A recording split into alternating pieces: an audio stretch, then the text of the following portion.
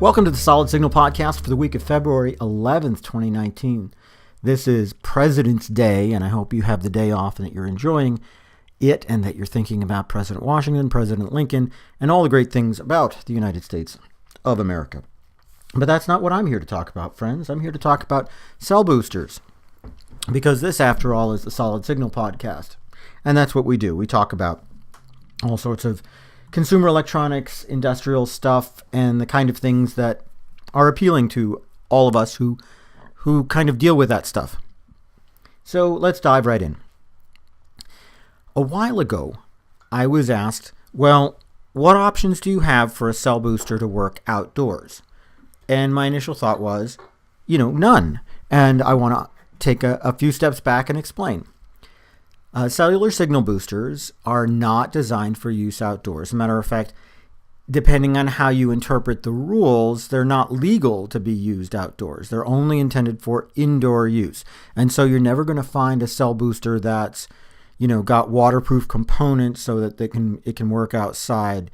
You'll find a few that are kind of hardened for industrial use, and I suppose, you could put them in waterproof enclosures if you wanted to, but that's not the intention. Why?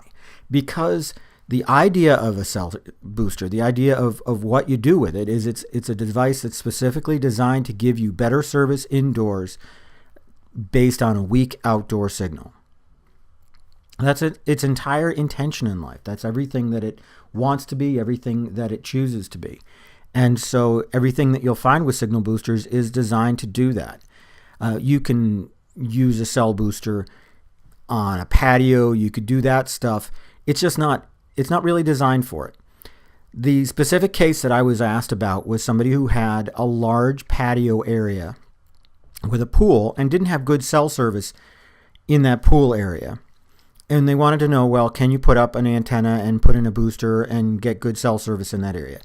Probably is my answer, but just as likely it wouldn't work, and I'll explain. A large part of a cellular signal booster is designed to make sure that nothing feeds back on anything else. Oh, we all know feedback. We know when the microphone is too loud and it begins to make that kind of really high-pitched shrieking noise. We hate that. Well, electronic feedback is very much the same thing, and it can happen with cell boosters if the booster itself is putting out enough signal that the outdoor antenna can detect it.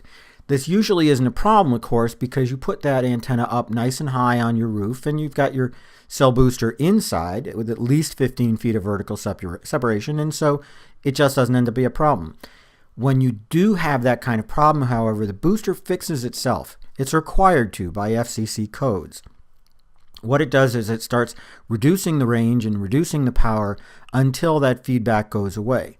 And if you are trying to operate a cell booster outside and you're trying, and there's cell service outside, there's a lot better chance that you're going to have that kind of feedback. You're either going to feedback on the outdoor antenna of the cell booster, no matter how far away you put it, or you'll have feedback in the cell tower itself. Either way, the system is going to start reducing power until that feedback goes away. And there's no guarantee that it won't reduce power so much that there's really no benefit to it. Now, look, folks, I would love it for somebody to try it. I'd love for somebody to report back that it really worked for them. But this is on a case-by-case basis. And it's not something that I could endorse for anybody. It's not something that I could suggest that anybody does, because I don't know that it's going to work for you. I really would hope that it would, but at the same time, I'd hate to have you go through the process of returning and tech support and all that stuff, because it didn't. What can you do if you don't get great cell service outdoors and you really need it? I think the best option is outdoor Wi-Fi.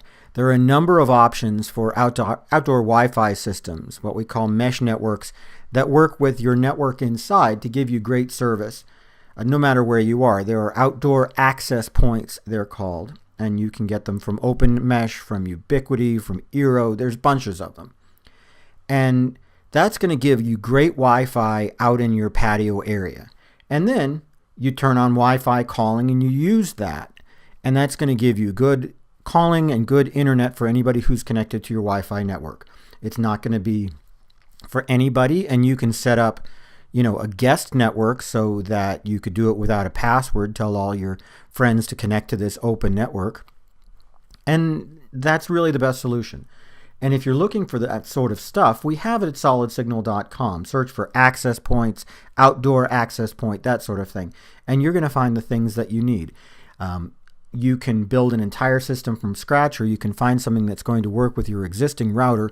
Either way, you'll find it at solidsignal.com, and it's a much, much better choice than trying to put a cellular signal booster outside where it really doesn't belong.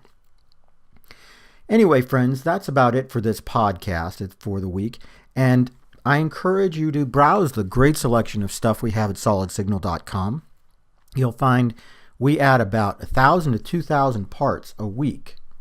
It's everything from industrial stuff, broadcast stuff, consumer stuff, the neat deal of the day stuff that we add all the time. You're always going to find new things when you look at solidsignal.com, and so I encourage you to do it. That's about it for the podcast. Have a great week.